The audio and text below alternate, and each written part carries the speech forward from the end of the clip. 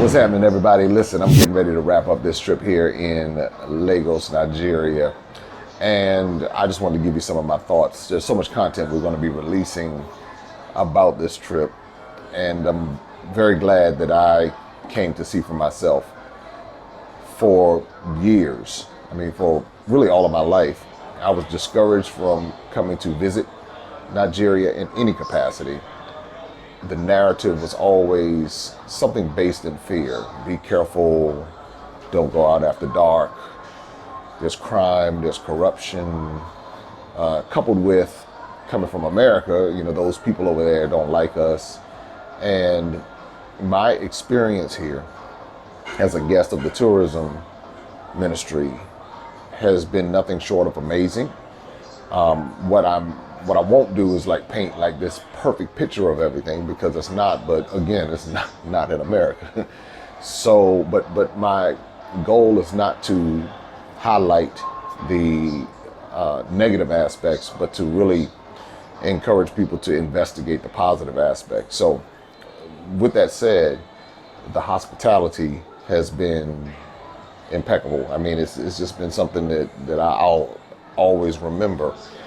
The kindness of the people here in Nigeria, even after they hear my accent. And even my accent, there's some countries I'll go to and they hear my accent and they go in, to try to charge me 3 and 4 times the amount. When here in Nigeria, I blended in. I never felt like a foreigner. Not at no point in time did I feel like I was in a foreign country. And that's not just from a skin color perspective, but it's also from a cultural perspective that I didn't have that feeling. Just the cultural vibe resonated at every turn. I never felt any fear. Now, granted, there were some areas I was like, okay, this might be one of those suspect areas that you might not want to be too long or even in the night. But I can go to Suitland, Maryland, and Capitol Heights, parts of Capitol Heights, Maryland, parts of Suitland, Maryland, and get that same feeling. As a matter of fact, you won't even catch me in certain parts of those areas. And that's in D.C. That's supposed to be the free capital of the world. They're right outside of D.C., I should say. But the DMV, that whole area, which is supposed to be one of the wealthiest areas in the world, and you have areas you just wouldn't go to. So that's the same thing here in Lagos. You have areas you probably would not want to venture to.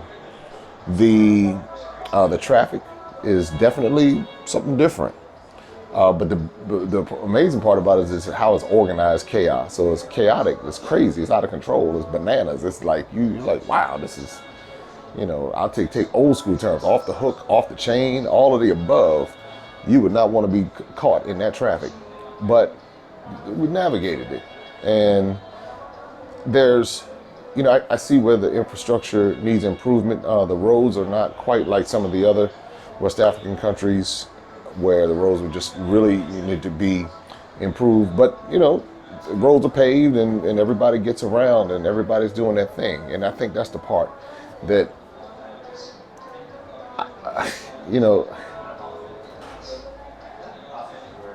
I'll often say you can't cry over spilled milk. But I have to fight the emotion of being angry with myself. That's me personally, but I have to fight that emotion because I listen to people. I listen to their opinions.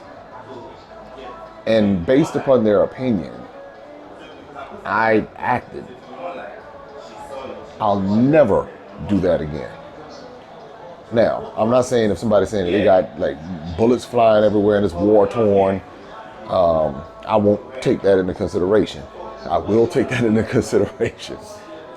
But they made this place seem like it was an absolute jungle with people shooting and just killing at every turn. And I said, something's not right about that. I said, because you got reportedly 25 million people and people still living there.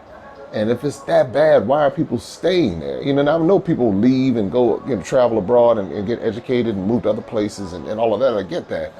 But there are a lot of people who are very proud to be from Lagos in particular, very proud to be from Nigeria, very proud of their culture and their heritage. And even people, when they move abroad, they still remain proud of their culture and heritage. And for whatever reasons, maybe some of the challenges, maybe they found other opportunities elsewhere that opened up other doors, and maybe send money back home or whatever, however it goes. But I'm just thinking about every time I post a video, be careful, be careful, be careful. And these people living in Chicago, south side of Chicago, talking about be careful. They were living in parts of H-Town and parts of D.C. and parts of Atlanta, parts of L.A. and talk about be careful, be careful. And granted, you should be careful. You should be streetwise. You should be vigilant wherever you go. And granted, I've had Nigerians tell me be careful. So I get that. But it's just like, the one thing I would encourage everybody, again, is to think for yourself, to see for yourself. Even when it comes to my videos, all I'm doing is sharing my perspective. I encourage you to think for yourself and see for yourself. The one thing that I admire about the spirit that I've seen here in Lagos is the fearless tenacity. And that's something, and not to draw comparisons, but because I come from the so-called African-American culture, I don't see that same fearless tenacity as far as a culture. We got our own thing where we fight and we rumble and we do what we need to do. But normally we get spooked as a culture. Individuals break out of it, but as a culture we get spooked by things. And that's why I firmly believe they got us twisted so much as far as it pertains to Africa. And many of us walk around we're brown bodies with white minds. And I think that is, but we believe that we're about black stuff and African stuff. And then, you got the whole thing, I'm not African, I'm not black. So we spend time on that, debating that, while people are just building. We get caught up in the emotion and the culture, while other people, like the Asians, come in, they don't care. You can call them any ethnic name or slur you want to, and they still will build, and they don't care. They're like, hey, we're still seeking acceptance and validation and approval, and please welcome me. Please, can I be the first into your club? Can I please be? And so when we say we're the first this, we're the first of that, it's to say that never existed before, meaning that system might not have existed. But what about all the people before that who had already accomplished that the history books don't write about? That's what when you come to places like this, you see how whitewashed the world is. And until we, as people, whether you believe you're indigenous from America, whether you believe you from wherever you believe you're from, and to whatever that is that you hold true to, whatever you want to believe, until you begin to understand the horrific mind game, the terroristic mind game that has been played on those who have brown skin. That mind game is so entrenched and is so deep. And it is, I talk about the whole, I'm about to do a video on how I'm running into so many so-called black people who are really white supremacists, because their ideologies are white, their philosophies are white. When I say white, meaning European, the way they see the world is through those eyes. And they have been trained like dogs to dismiss every aspect of the culture that's flowing through their DNA. Now, another part of it is recognizing the role of culture, because skin color was never the issue until the Europeans came along and imposed it upon those who had a different skin color. They were doing it in Europe, where you had the darker complexion Europeans down in the South who would have ethnic issues with those in the North, because study European history and European wars and the Barbary Coast, and understanding how slavery and that whole deal was working with them before Africa even came into the scene. It's a very interesting history when you start looking at the wars between the British and the French, the 100-Year Wars. You would see just fighting up and down, killing, terrorism among Europeans. So that's another sidebar. But again, when you start to understand what has happened to people over these centuries, a lot of things we're doing are really like moot points or in vain, because we're fighting the wrong thing.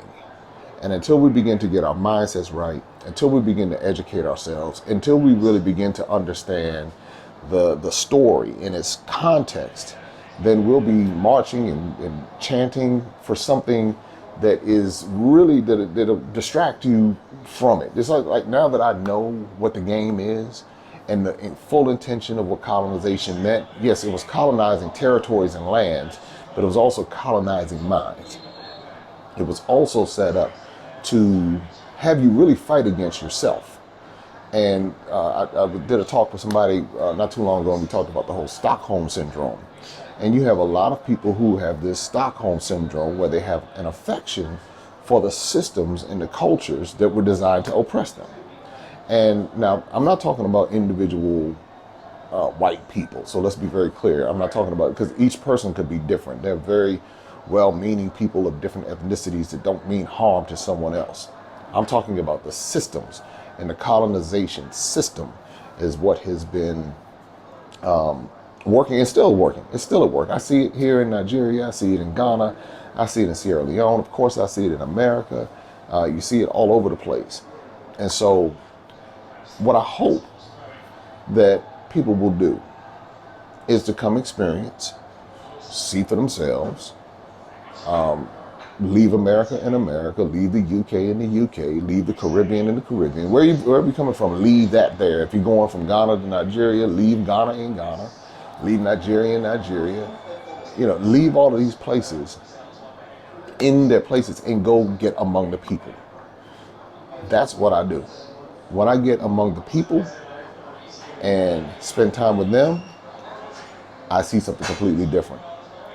I know someone put a comment in the post about, well, you know, the Nigerians and the medical system and the DMV don't like African Americans because of how they treat them. That there may be a few of them that don't. I know a pharmacist who's from Nigeria, and he's one of the nicest people I know, and that's in the DC area.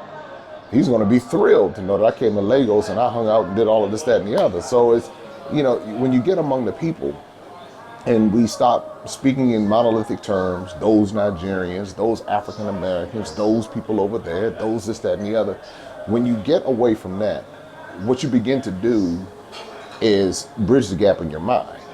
Because now I can take each person.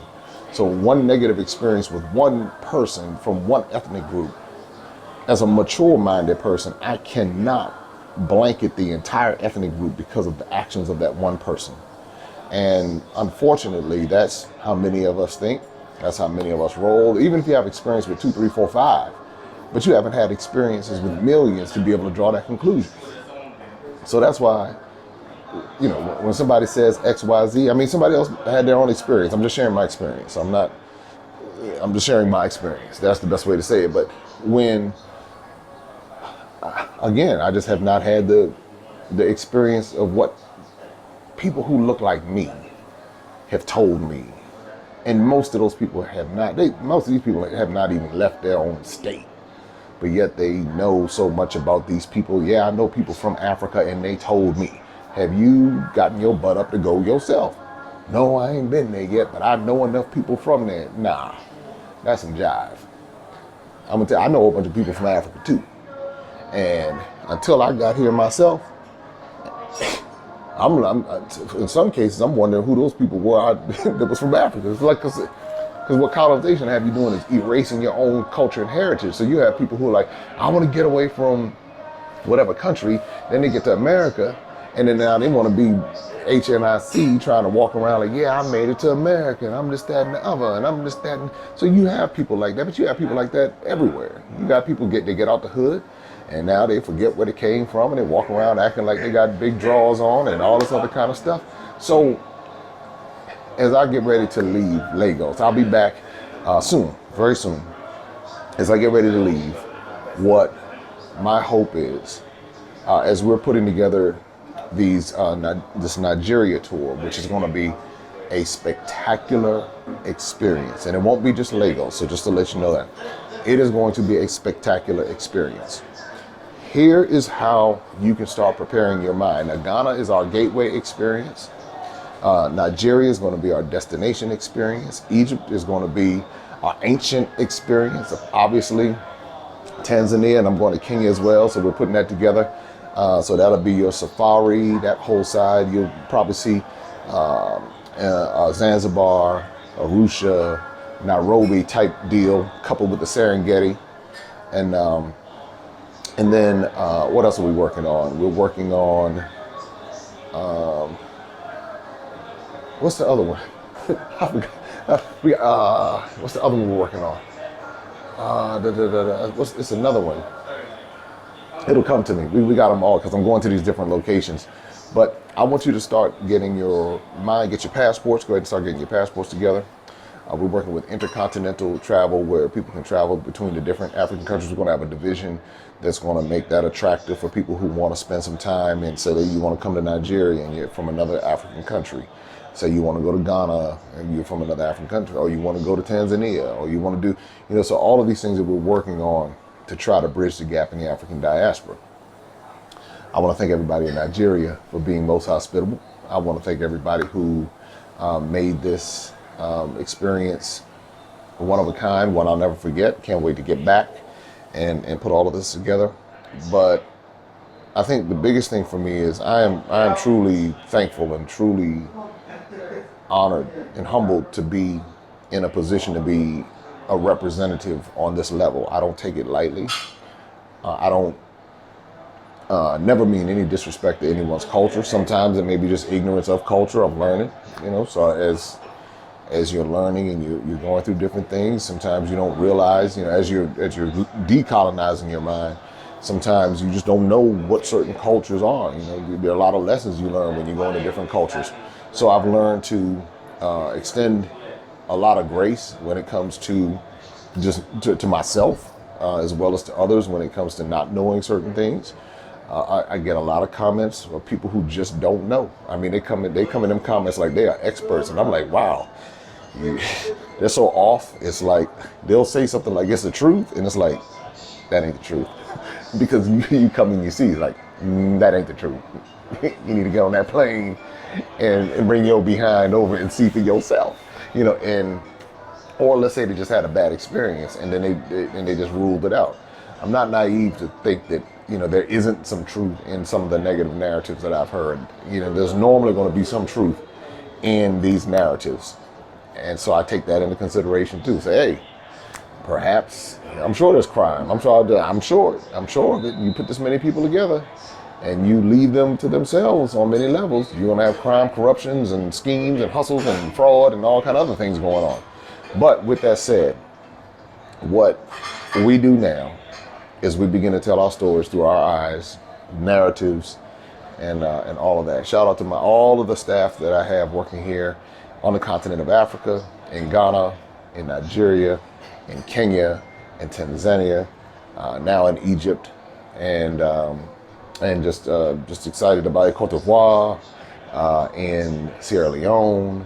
Yeah, that's how we do it. Can't wait to be able to get back to Sierra Leone real soon too. So anyway, my thoughts from Lagos, Nigeria. Make sure that you subscribe, like, and share as we continue to bridge the gap in the African diaspora. Stay tuned for all of the content we have coming. And take care, be safe until next time. Open up your eyes and see all the fun and mystery. Take an African adventure with Darren and Destiny. From the mountains to the shore, so many things to explore. Take an African adventure with Darren and Destiny. The Adventures of Darren and Destiny. And Darren and Destiny are twin brother and sister, and you go on their adventures throughout the African diaspora, meaning so African diaspora destinations, primarily focused in Africa, but we go to South America, we're going to go to the Caribbean. Their first book is going to take you to Ghana, and then we're going to go on a safari, and from there we're going to go to Ethiopia, and then we go to Salvador, Brazil. And what the goal is to be able to inspire curiosity in the continent of Africa, in our children from a very young age, and to really tell a more accurate story. Most of our children are exposed to negative images, late night infomercials about how bad things are, everybody's sick, everybody's poor, everyone's uneducated, but that's simply not true. So what Darren and Destiny and their family do is they go to different African destinations. They are learning about these different places. You're beginning to see positive images, but still telling the truth. I mean, that's the important thing, to tell the truth about some of the things that have occurred. But it's all done on a children's level, so they begin to understand it. And it begins to pique their curiosity. They begin to learn more. And hopefully one day they will want to explore and visit the continent of Africa and its many countries. There's just so much that Darren and Destiny are able to do, and as they're doing it, it's like they begin to open the minds of a new generation, and they don't get bombarded and indoctrinated with negativity. They're actually able to see positivity and inspiring images and messages about the African diaspora, as well as those who are still indigenous to the continent of Africa, and they begin to learn more and just see things differently. So I'm excited about introducing the adventures of Darren and Destiny.